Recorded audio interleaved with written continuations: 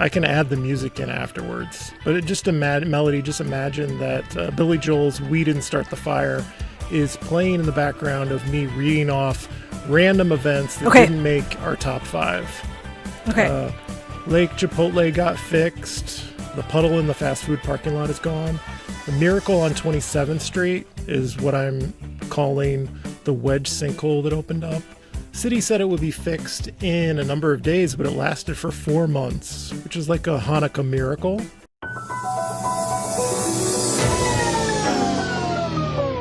We're rolling. We're rolling.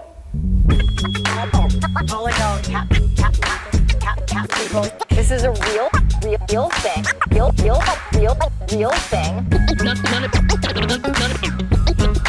None of you have the balls to stop this. Stop this.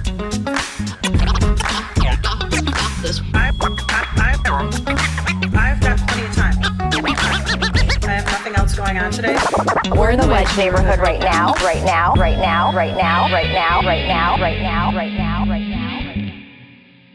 This is the Wedge Live podcast, by the way. I'm your host, John Edwards, and joining me today is Melody Hoffmann from southwestvoices.news. We're about to play her theme song. Monthly with Melody, where I share all the news for you and me. Monthly with Melody, let's get down to it, John and me. 3, 2, 1, let's go. So good. It is pretty good. Although the lyrics are all wrong because you don't come on monthly. And it's also the holiday. It's kind of a holiday episode, I guess. Accidental holiday episode here. We're going to do an end of year wrap up. Your idea was top stories of the year, which I don't know if I agree with doing a show like that, but we're going to try. Well, but we're here. And did you pick out your top 5 stories of the year? I don't really have I either have like top 30 or top 2 or 3. I don't know. I don't know if I can rank stories. I don't want to rank stories. That feels wrong. I just have a jumbled mess of things that happened this year that I kind of vaguely remember. But that's not a great podcast theme. I thought men loved to rank things. Like that's all you do is rank things. So I thought this was like a shoo-in for you. You're like, yes, I can't wait to rank it. Maybe I'm not super masculine and manly. I don't know. I've never noticed that. Okay. Did you have an easy time finding 5 stories? Did you limit yourself to 5? Really? Oh, yeah. It kind of just it kind of came to me and I didn't mess with my list. Did you limit yourself to a certain geography? Yeah, it ended up being within our coverage area. But some of them could be considered, some of them could be considered a citywide issue for sure. So Southwest? Southwest specific, but, some of the news events are things that are issues across the city, so could represent bigger issues. So should I start with my number 5 or my number 1? I have to start with my number 5. Everyone, listen to the end because we're doing the important stories at the end, I guess. That's how a countdown Oh, yeah, you got to do it because right? you got to drag it out so people listen to the commercials. Yeah. Either fast forward like crazy through all of this bullshit or just sit through it and listen to the end. It's the holidays. You're probably with family right now, and tune them out and tune us in. We're going through the top 5 stories of the year. Melody Hoffmann and John Edwards. We're doing it. Okay. What is your least important? What is the 5th ranked story of the year for Southwest Minneapolis? Yeah, the least important top story, I would say, is Councilmember Lisa Goodman retiring. I feel it. I would rank that as the biggest deal of the year in some regards. That would be your top story. For me, I am a person who is obsessed with Ward 10 and Ward 7, is my epicenter in the city. Sure. And I'm someone who saw Lisa Goodman as a person who will never be dislodged. And even if she was, her chosen successor would obviously take over. Okay, I've got stuff falling in my kitchen here, but that's okay. Okay.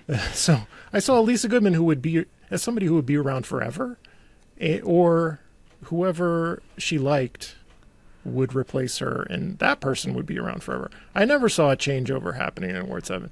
I never saw a progressive transition happening in Ward 7. And the fact that it has happened in a year and in an era, like the past couple of years have been rough. The focus on crime, the upswing in crime has like turned our politics a little more conservative than I think is natural for the city. And so for that to happen in 2023, so soon after that kind of wild swing to the right a little bit in 21, that's very surprising and kind of heartening to me. So that's why I would rank Lisa Goodman going away as higher up in the list than number 5. But let's see what else you have on your list. Well, also to be fair, I just said the part about her retiring, not that also Katie Cashman took over. Just her leaving city council. So is it... No, Katie Cashman make your list at all? No, she does not. It's but all I'm one just story. saying. You say that it's all one story. Yeah. Okay, but do we big have matching picture. mugs? Oh, okay. Yeah. Oh, look at that. Yeah. Wedge A wonderful Live store. The other side is a microphone if you want to get a gift for Let's do an ad break. Yep. your loved one. For the And if you're not holidays. watching the YouTube version, like I just listened to it right now, John and I are holding up the mug that we both are using at the same time. Yeah. And then we're showing it to the viewers. In case you want to buy one for your 1-800-292-1198. Call now. It's not a real phone number. Don't call that number. Do you want to expand on, because I totally jumped in there and told you why you were wrong. Do you want to expand on your thoughts? No, I'd prefer the man to just explain that. So number 4, I would just say, no, to go back to it, it's just what was shared at the city council meeting when they were giving her honorary resolution was that her institutional memory that's going to go away, and just like the list of things that she accomplished at city council over the numerous years that she was a council member. That's just like it's a huge time span for somebody to be a council member, and just the type of work that she did, regardless of whether you agree with her politically or not. She just did a lot of stuff. So that's why I actually didn't even think about Katie Cashman when I wrote that down. It's just literally her and her institutional memory leaving is why it's a big deal. And to put that in perspective, she was there for 26 years, first elected in 97, sworn in 98, and now the longest serving council member is Lene Palmisano, who has been there for 10 years and just got reelected. Andrew Johnson retired. He also similar, exact same number of years as Palmisano, also there for 10 years, and he decided to quit after that. I don't know how anyone does more than 10 years. That's a long time to be doing that. So I can't imagine 26. And I have some unflattering things to say about the kind of person who would stay for 26 years. But Lisa Goodman, I wish you well, and I'm not going to speak ill of you here on the holiday episode of the Wedge Live podcast. I won't say what I'm thinking about the kind of person who would serve 26 years. Should we move on? Okay. Or do I go now? Is that how we're doing this? That's what you said before, yeah. So we trade off. And so I have what's to your pick my bottom least important story? Important story. I don't know. I only have like 3 like big themes, and so I'll go with the housing stuff, the 2040 plan, lawsuit that just never stops. The judge has for now tossed it, and we're reverted to the 2030 plan. I assume everyone listening to this podcast knows what the 2040 plan is. It's basically, it's a big fight over whether, this is not only what the 2040 plan is about, but it is what it's about for the people who are suing to stop it, is legalizing triplexes citywide. That's why they sued, basically. They didn't want to have a triplex go in near them.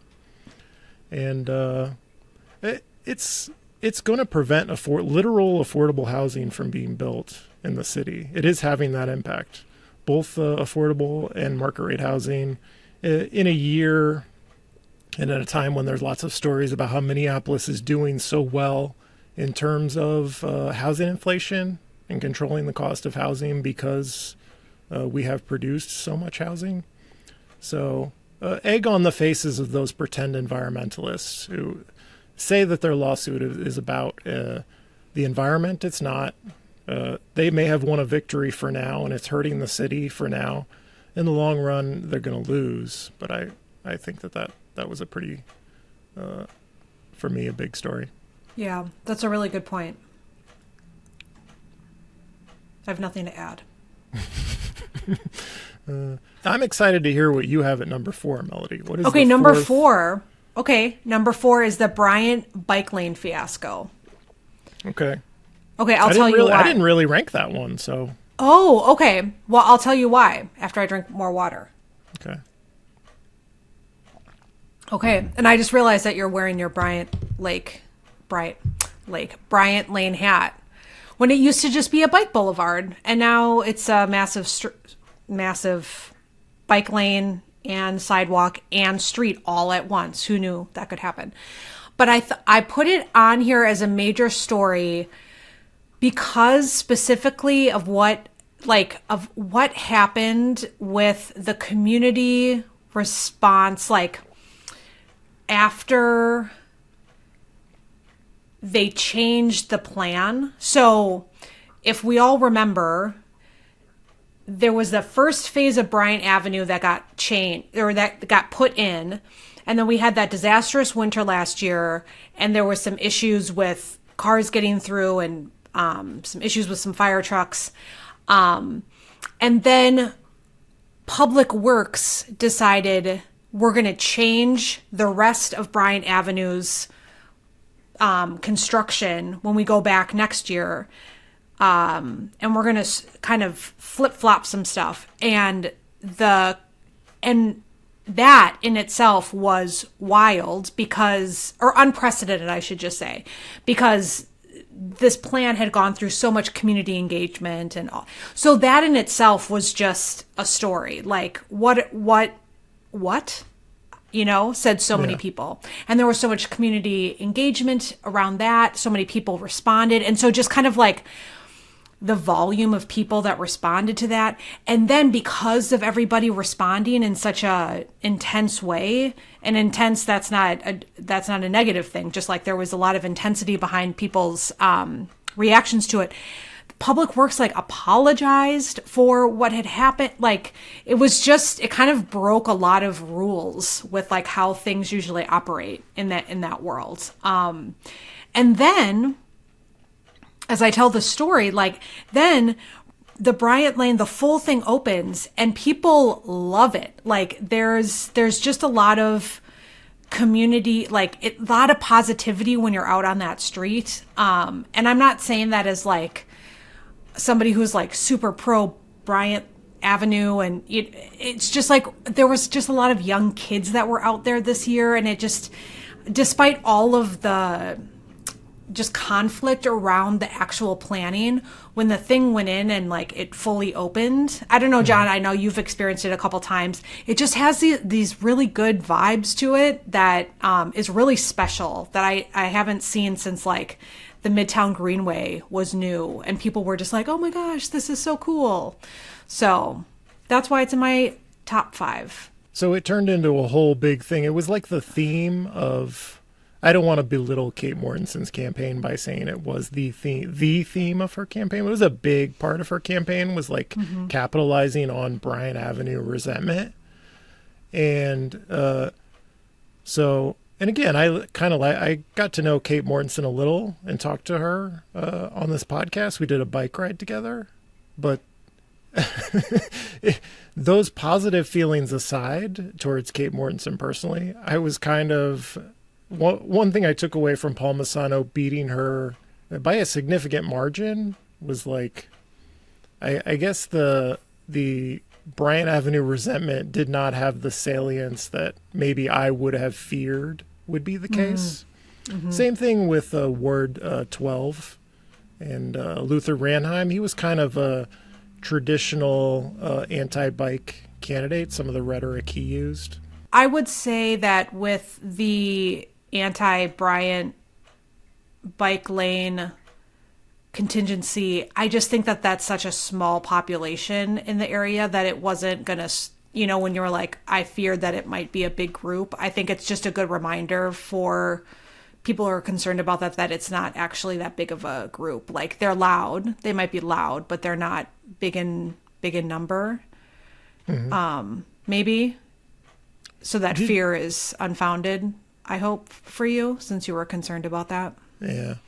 So I don't know what's driving the did you see Carol Becker at the budget public hearing just going off with a bunch of stuff about Our Streets Minneapolis? Yeah. The organization that puts on open streets, or has in the past. And like none of what she said was true. And like there's a small group of people for whom like Our Streets existence as an organization is like, they have conspiracies spun up about how powerful they are and how many emails they send to the city and how they're ruining the city's streets all by themselves. Like, I like Our Streets as an organization, but like they're not doing this all by themselves. There's actual people out there who believe in this stuff, and it's not like I don't know. There's not some rich guy who's funding this and like pulling all the strings to remake city streets. These are kind of like well accepted ways to build streets if you're into alternatives to getting around by a car. 100% of the time, these are kind of like the things you would do to your city. And so the whole anti-Our Streets conspiracy thing has been weird to me. What she says about all of her enemies is that they are lobbyists. They're getting paid to have bad opinions. And my response to that is like, which powerful, nefarious interest is paying off Carol Becker to just be a nonstop asshole? And until she can answer that question, I say she's a lobbyist for the asshole industry. Oh. Yeah. I was wondering if they had lobbyists, so... Sometimes people have different opinions than you, and it's not because they're being paid to have them. It's cool. So it's your turn. It's my turn. I'm going to say, and again, I feel like I have not done a good job ranking these stories, but Cedric Alexander announcing his retirement after less than a year on the job feels like an enormous failure. And I know when he announced the retirement, people were bending over backwards to say, "Great job, Cedric. Crime is down in the 11 months since you arrived. It is all because of you." And he was so bad at his job and such an embarrassment over the 11 months, 12 months that he held the job. How that doesn't go down is one of the biggest failures of Mayor Fry's tenure. You've only got a limited number of years to be mayor and to turn around the city's public safety system, and you wasted one of them on Cedric Alexander, who I think you should have known if you'd done your due diligence on Cedric Alexander. Maybe you could have figured out that this guy was just a self-promoter and kind of an empty suit.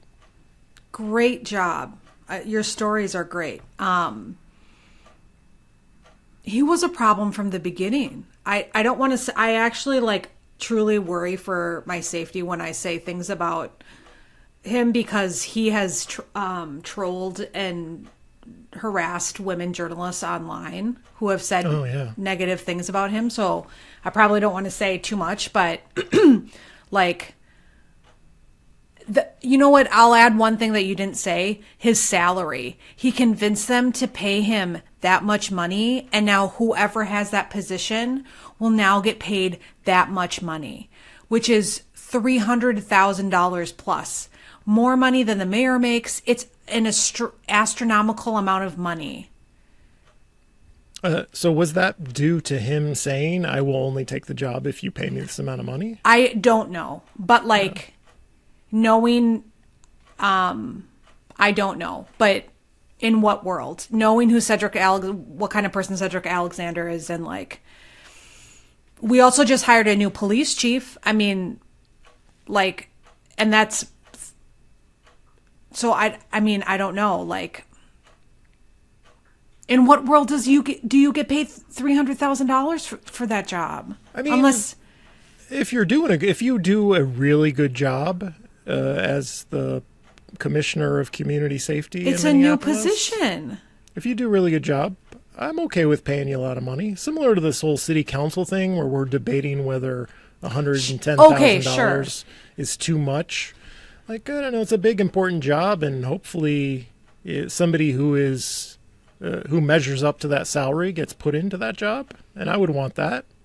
So, I don't know. I understand I'm that. not big on complaining about people's salaries. It's just comparatively inflated compared to what all the other city leaders are getting. That's Probably. why. I would It's say just a huge jump up. I would say the police chief's job is probably a bigger and more stressful job than being the community safety commissioner, because we don't really, at least in the short time that has been a job, I feel like the police chief gets more scrutiny than the community safety commissioner. Mm-hmm. As long as the community safety commissioner isn't like getting onto weird Twitter fights, then they draw scrutiny. But like, if something goes wrong with the police, it's gonna be on the mayor and the police chief, and maybe not so much the community safety commissioner. Are we on to the next one, Melody? Ugh. You got a bad one for me? No, I just still reacting to Cedric. I just like your It's You just like my good, stories. You like my half. I do. Okay. Well, this one's serious. So number 3 for me is the encampment sweeps that have been happening, specifically around the Kmart area, Wells Fargo lot, the under I-35, and now where they relocated from the car wash. A lot of people relocated over there. We can also talk about the other encampments. I was just keeping it to our coverage area, and I specifically actually wanted to talk about those encampment sweeps though, because the encampments would be swept by the city, and then you would just see people move like across the street. So they were, and so I think you could just see how unhelpful and how useless these sweeps are, because the people would just gather their things and move across the street. That it doesn't solve any problems. Like you would just witness this right in front of you. It's like hard to ignore. And I think these encampment sweeps have just captivated me in a way, and I don't mean that in like a sensational way, but just it's like, the city is seeing this. They're doing the sweeping. Yeah. And so viewers or listeners, I'm like doing the like, what face? Like, and so like, I'm not, it's just peculiar in terms of why that process keeps happening. I don't know if they're expecting a different outcome. I don't think they are, but it just seems so silly. I don't know. So that it's a sad story because it's just the same people. I cannot confirm that they're always the same people, but it's likely, just based on location. There's just these continual encampments that pop up in the same areas, and sweeping them is doing nothing because they're just popping up again. Right. People use the phrase whack-a-mole. The city is just playing whack-a-mole with encampments, not solving the problem, moving people from place to place. Yeah. And the argument for letting them remain in place is, service providers can find them if they're in the same place. And if you move them from place to place, service providers can't get them help, can't get them housing. The argument against them is like it creates livability concerns for the house neighbors living near the encampments. The Camp Nenukasi, which we talked about last week. Mm-hmm. There's a shooting in the news, and the city is saying, see, this is why we have to clear this encampment. It's a public safety concern. It's not healthy for people in the encampment. It's not safe for either residents of the encampment or nearby residents. So it's a difficult problem. So when these camps, people with lots of needs congregate in large numbers in one place, like the side effects to such a large number of people with a lot of needs is just it concentrated in those numbers. It's gonna create problems. And so Jamal Osman, Councilmember Osman in Ward 6, was talking about having like city sanctioned like safe sleeping and storage sites, like basically sanctioned encampments. And I wonder if that's the way to handle it. I don't know. But just creating some place that is regulated, has rules, has security of some kind. I don't know, has space for it to limit the side effects. I don't know. Because I sympathize with people who live near encampments. Like, would I want to live near an encampment? I would not. It doesn't mean I'm not sympathetic or to the plight of people living in encampments or see the problem with the city policy of evicting them and moving them from place to place. I don't know. I also like, I assume everyone at City Hall like wants to solve the problem. I assume. But we're not doing it, and I wonder if it's a lack of resources. I don't know. Am I giving the city too much credit, Melody? What's the problem? Well, I'll be looking into that. I'm going to be focusing next year. I don't want to give too much away, but that's like something that I'm curious about. That is the question, what you're bringing up. So, you don't want to give away your hypotheses. You don't want anyone to steal your scoops. I don't know. I just feel like there are solutions out there. There are other cities that are doing other things. I'm excited to spend some time reading about what other cities are doing. There's actually this wonderful podcast that Kyle Stokes told me about. Shout out Kyle Stokes if you're listening. You're the best. And I'm looking on my phone because it's actually really important that I tell everybody about it. And I don't want to get it wrong. It's called The Outsiders. It's called Outsiders, and it's a public radio podcast about homelessness in another city. And so if people are really interested in this topic and want more journalism about homelessness and want to see how another city is dealing with homelessness, I'm not saying if it's like the right way, the wrong way, whatever, but it's really fascinating to see how another city, it's out in Washington, how they're handling homelessness. And you will hear things that sound, you're like, wow, that sounds just like Minneapolis, right? I don't want to say it feels comforting, but it's like, it's nice. It's just like, you feel less alone. Like if you really do care about this issue and worry about people, like, it's just nice to know that there's other people out there that are like working towards helping people. And like, we're not the only ones that are struggling with this. 'Cause sometimes, this is like a real issue. But I've just found it to be a really awesome podcast. Outsiders, I recommend. Every story on the local news is just a duplicate where the names have been changed, the place names have been changed, but every local news story is happening in every city across the country, whether it's homelessness or crime or people upset about parking or bike lanes. All of those stories exist everywhere.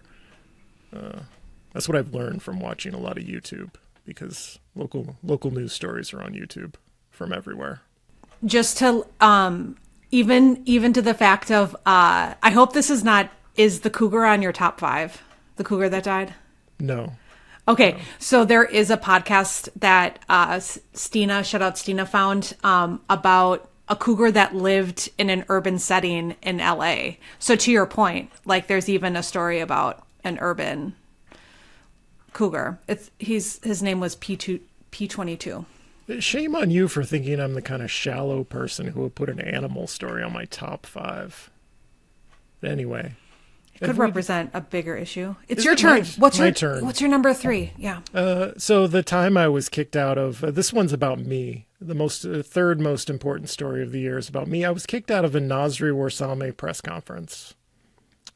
Shame on you, former Ward 10 candidate, losing Ward 10 candidate Nasri Warsame, for kicking me out of your press conference in the wake of the worldwide news story about your supporters storming the stage at the Ward 10 convention.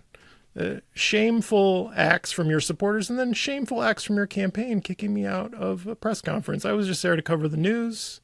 You were upset that I recorded video of the scene at the Ward 10 convention. So that was a big deal.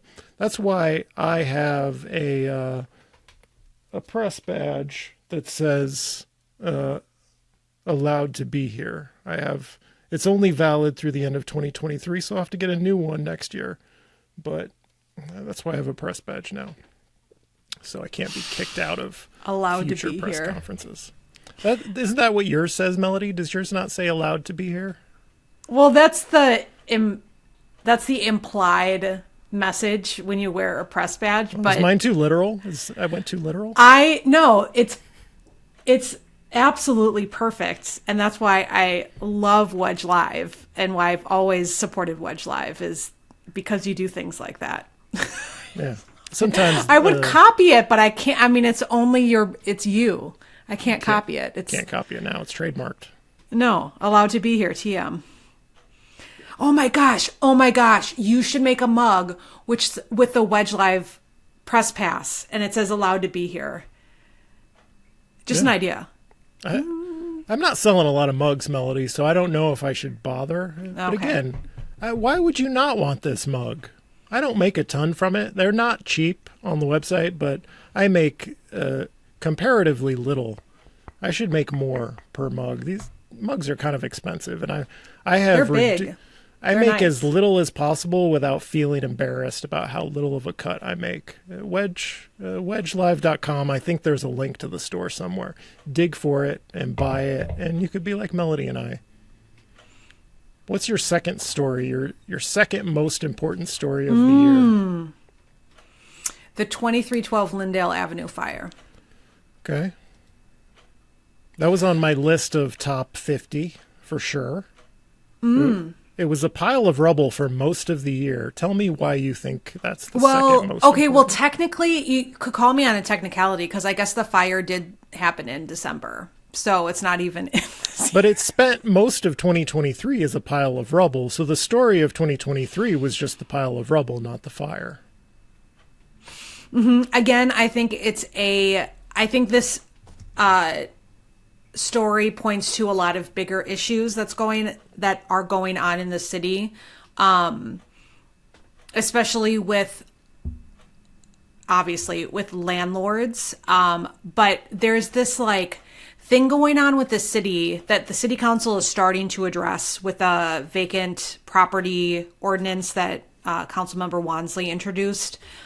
But when there's vacant properties and the landlords aren't doing anything with it, it seems like there's not much that the city can do. And then when you have landlords that have not taken great care of their properties, things like, fires can happen. But then if you think back to why there was a fire in that apartment to begin with, it was because people were sheltering there. We had a really cold spell. Yeah, sure. That's better. Cold spell during that time, and people were staying in that apartment complex they had broken in. And so then you have this whole thing going back to homelessness here in the city. And then there's also this whole discussion to be had about just the levels of bureaucracy in the city too, because it took a really long time. They gave Steve David George, the landlord of this property, an extended period of time to get that rubble cleared. A lot of time. And then finally they came in October, and did the paperwork and the city finally got their own. They had to hire their own company and contractor. And so then that, what does that represent? I don't know. After all of that, the city has to get their own contractor, which happens a lot with C. David George properties. And then you have to wonder, okay, is there a limit to the city we always give property owners their rights, right, in this country, which is like great. And now we're seeing the limits of that, where the city cannot step in. What's going on with this guy? You own an apartment building, like, even if you're a bad person in your right mind, you'd be like, I want to make money off of this apartment building that I own. He's letting multiple of his buildings just sit with no one in them. Even if they're in poor condition, he could rent them out and make money on apartments that even are in poor condition. And so there's something going on with this guy that he would let money makers sit vacant and burn to the ground. I don't know. I don't know if there's a law on the books where you could take somebody to court and say, hey, he's this guy who could be making a lot of money on these buildings, letting them sit vacant until they burn to the ground. That seems like a public safety hazard. We should be able to take his buildings away from him. I don't know if that's a thing you can do. Apparently, maybe it's not, because it took the city like a year to clean up the rubble that his building left. Yeah. A good number 2, Melody. Was that number 2? It was. What's your number 2? I'm going to say I'm debating which of these to make 1 or 2. I'm going to say that, so go on wedgelive.com to read the latest thing that I wrote. Is basically this story is my optimism about the transformation, the progressive takeover at City Hall, the way our politics is changing. I mentioned this earlier in this episode that 2021 election was defined by fear and maybe turning away from how progressive we actually are, and a conservative turn a little bit. And I feel like we're turning away from that.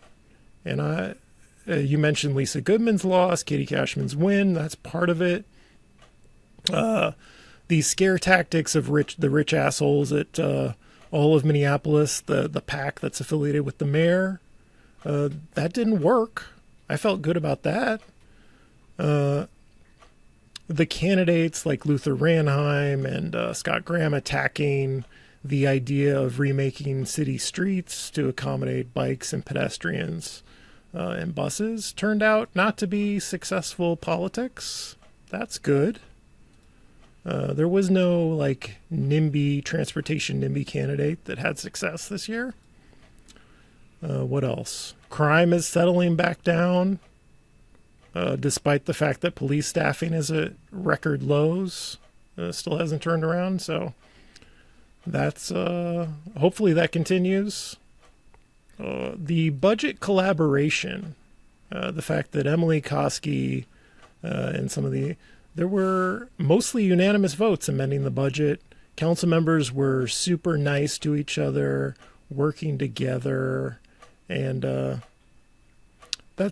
you can say that's a little superficial, but I think it portends maybe good things happening, because there were a lot of great progressive victories of the last 10 years or so, excluding the last 2, that were like unanimous or near unanimous things, and they were like big deals, things you would have thought would be super controversial, like the 2040 plan. Ended up I think 12-1 was the vote on that. So we can do big things, and most council members can vote for it. We could do that again. We can get back to doing that. So I'm hopeful about the next term. There was also going back to the budget again, City Council is adding staff in the legislative branch to compensate for how they were kneecapped after the 2021 strong mayor vote. We changed the city's government structure, and so City Council is finally standing up for their institution, building capacity, adding staff, so they don't have to rely on the mayor's executive branch to do their job. Anything else? Oh, Lisa Goodman is gone. You talked about her institutional memory. And so there's a positive to that, is like, oh, well, people who have memory of the past can help us do our jobs better. You can also use that power for not so good things. And so Lisa Goodman being gone is a big deal in that regard too. She can no longer sabotage street projects behind the scenes, for example. I'm done. Did I go on too long? No. What's your number one, Melody?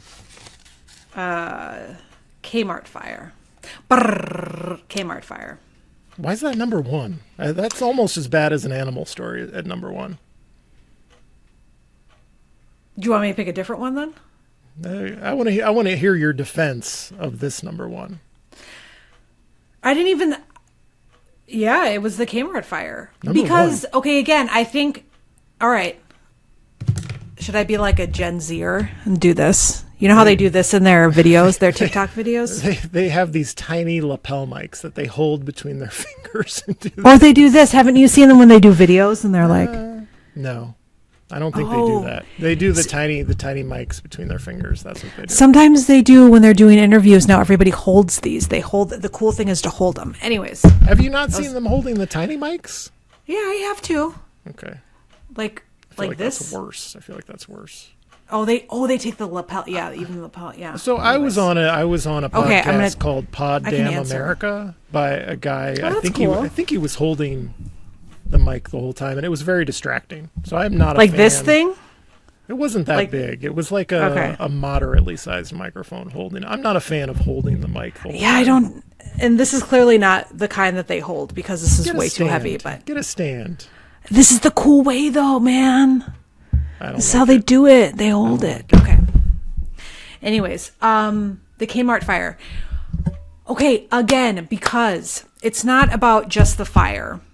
Well, first off, it's about the bigger story. So first off, the day before, the encampment across the street had gotten swept. So the initial thing, the thought was like they had broken in. The people that had gotten swept from that encampment had broken in to get shelter, start a fire. That was my initial thought for sure.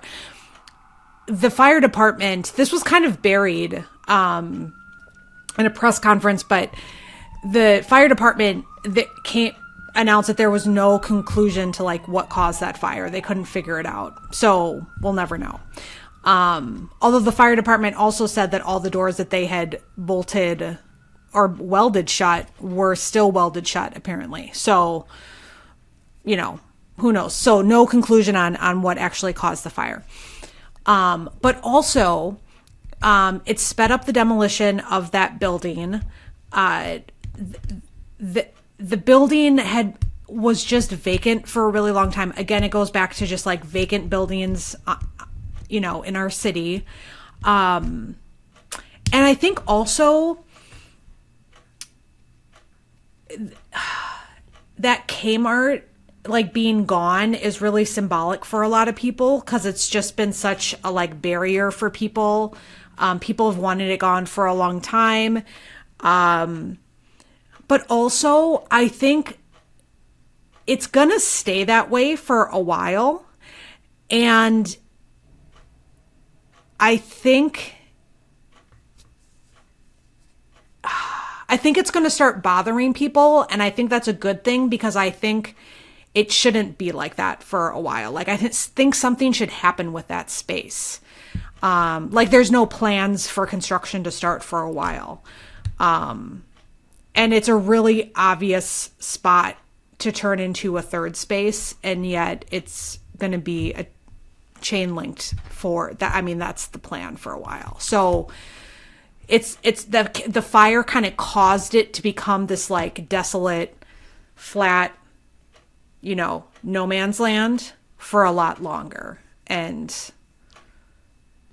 I think that just says something, does So that the plan is to put in a street first, right? And then but that's not going to happen for a while. And then even further after that is when they decide how are we going to redevelop the land. Right? And so it's a two-step process. Yeah. They're only on step one, which is how to rebuild the street. My big fear, aside from your point about it's just going to be left empty for a while with nothing there, is that they're going to end up... So there's a big push to reopen the street. The idea was it was closed to cars in the 70s. What a horrible mistake that was. And therefore... the definition of reopen means, well, obviously you would open it up to cars. I think that would be a horrible mistake. So I'm worried that cars that are going northbound, it's just going to open it up to that. And then East Street will be ruined by that, I think, if it just becomes a thoroughfare. So that's my big fear. Got it. Is that not a automatic in the plan? There were options where it's only open to buses. But they are going to pave It'll have a street, and so the question is, will it let cars through? I think it would be a mistake to let cars through. Some people say, well, it will be fine if you let cars exit going southbound.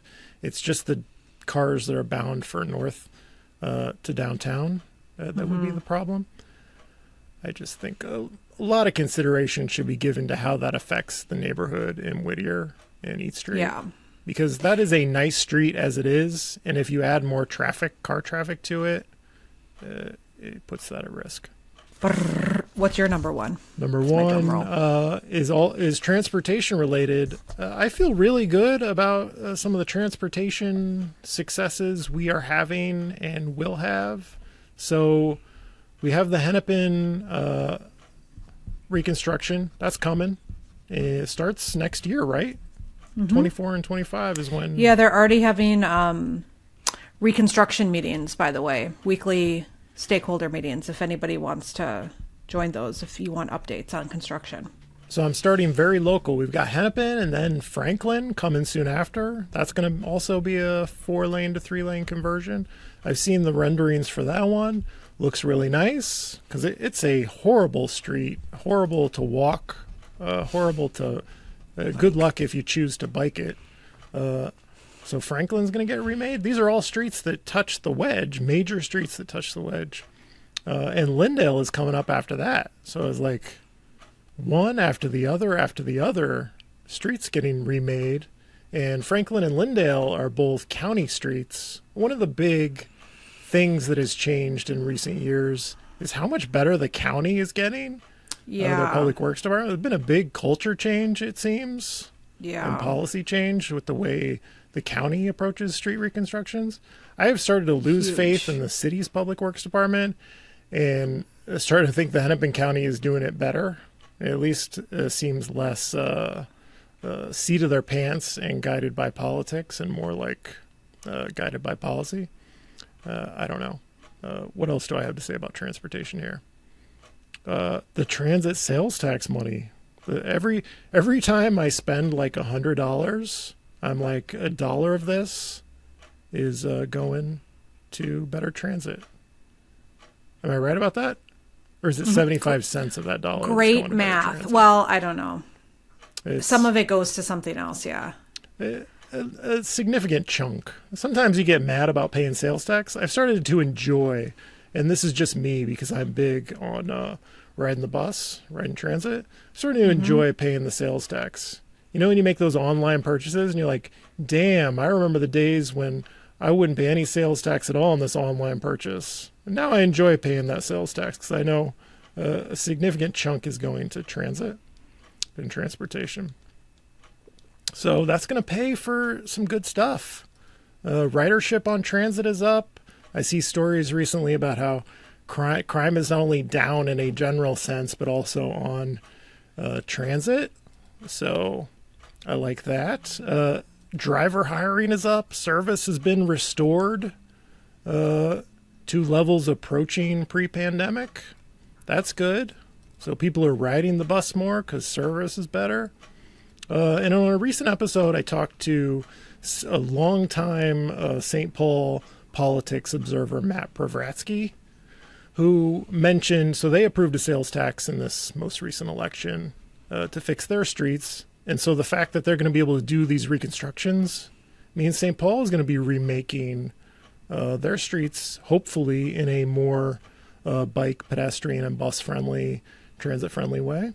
So St. Paul could see a lot of big changes on their streets. So I see nothing but bright spots transportation-wise. Margaret Anderson Keller is no longer Public Works Director. That's the good news. And the bad news is she is the boss of whoever the next Public Works Director will be. So I see bright spots on transportation. That is my number one story of the year. Applause.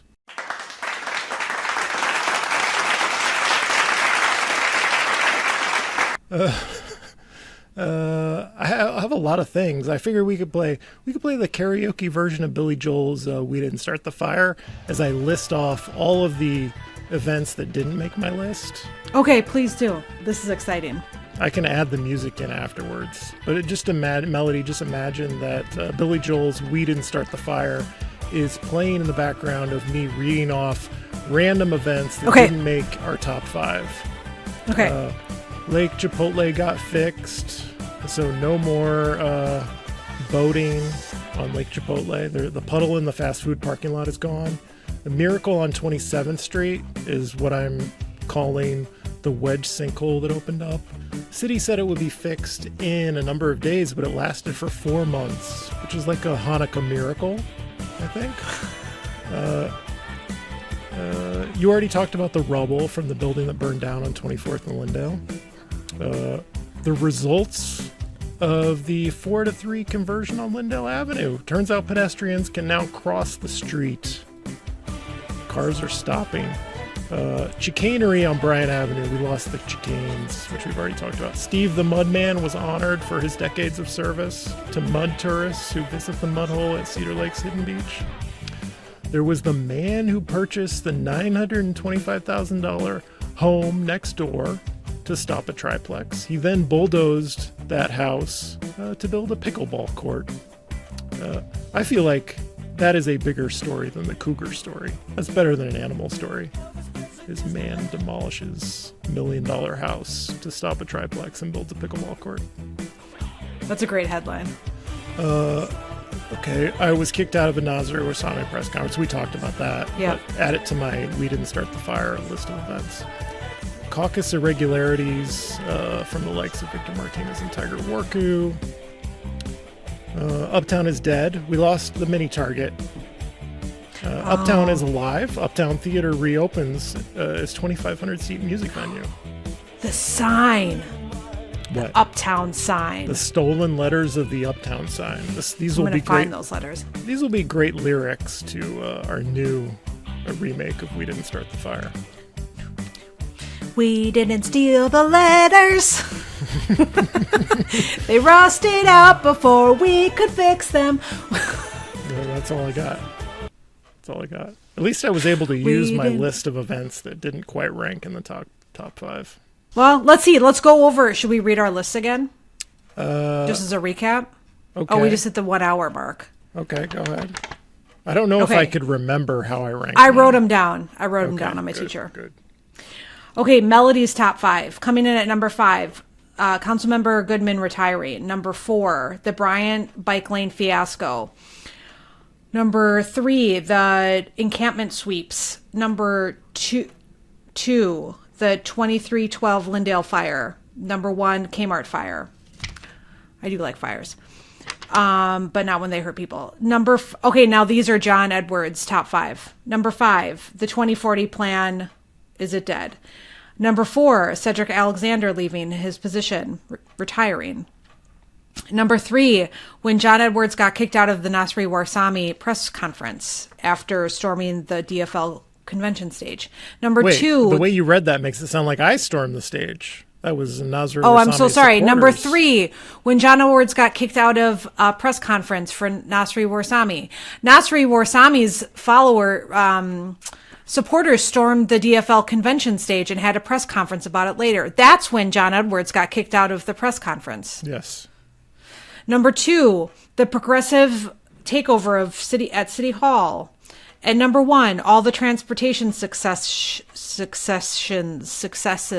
That's the word. All the transportation successes, like on Hennepin Avenue, Franklin, and Lindale. No fire. There were no fires on my list. No fires. You had 2 fires. I once set a fire. I had a Glade candle in middle school. This was also the same year that I painted my hair Manic Panic red. But I started a fire in a Glade candle. I meant to start more fire. I put paper in it and it got out of control. So I blew on it and the paper flew everywhere. And it was it was a candle. So there was hot wax. So one of the pieces flew on my face and stuck there because it's hot wax. And then I got like a burn, and then it looked like I had like chocolate like stuck to my face for a while. And that was when I was in middle school, when it's really cool to look like you have chocolate stuck on your face all day for weeks. The end. That's an awful story. Oh, but it was so fun to play with fire. Yeah. So Maybe Melody started the fire. Melody started the fire. Not any of the ones in the city. Are you kidding me? Just the ones back in middle school. Oh, absolutely. Yes. Was that Yes. at home? Was that in a... Yes, that was in my public place? bedroom on carpet. Oh, Sorry, Mom. She doesn't listen. you sound like a nightmare. Thank you. Were you a nightmare as a child? I was the oldest, so I had to take care of my brothers. So You were the I was oldest. not a nightmare. Yeah. What were they doing? Causing, oh my gosh. You should get us all together. It's a nightmare. We're fun, though. I was very well behaved. I'm sure. Didn't burn my face off at any point. It was okay. It was contained. Do we have anything? Do you have any holiday wishes for the Wedge Live audience? Drink lots of water. I don't have. Oh, you know what I was going to do? I was going to do an ad for subscribing. You know, the Wedge. Here's the real number one story of the year, Melody, is how much success the Wedge Live podcast is having, and also, good. I'm so glad. How much expense? We bought lots of equipment to do those bike ride podcasts. This is Yes. a costly endeavor, Melody, to do a podcast as frequently as I do a podcast. And so I would encourage, if you listen and you enjoy these episodes, go to patreon.com/wedgelive and become a sustaining member. Send us a little money, whatever you can afford on a monthly basis. Please do that. I do it. I'm a sustaining member. It is how we can afford to do this. It is also how I stay motivated to keep doing it, because I don't have no idea if anyone enjoys these. And the best way to express your love for me is to send money. That's how you do it. Is that your love language? It is. My love language Cash. is money. So please do that. I hate asking people to support Wedge Live, but it's totally necessary. Yeah. So make this the last time I ever have to ask you to support Wedge Live, audience. For the holidays, your Christmas gift to Wedge Live. Patreon.com/WedgeLive. Thank you for listening to my ad. And maybe I'll insert that in the middle of the episode, because none of you listened long enough to get to my ad. Is that it, Melody? Should we go? Yep. Okay. My guests have been Melody Hoffmann from southwestvoices.news. This has been the Wedge Live podcast. I'm your host, John Edwards. Thank you for listening. Bye. This is a real thing. Real thing.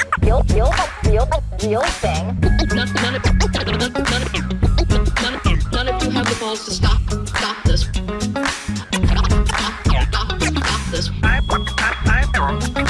I've got plenty of time. I have nothing else going on today. We're in the Wedge neighborhood right now.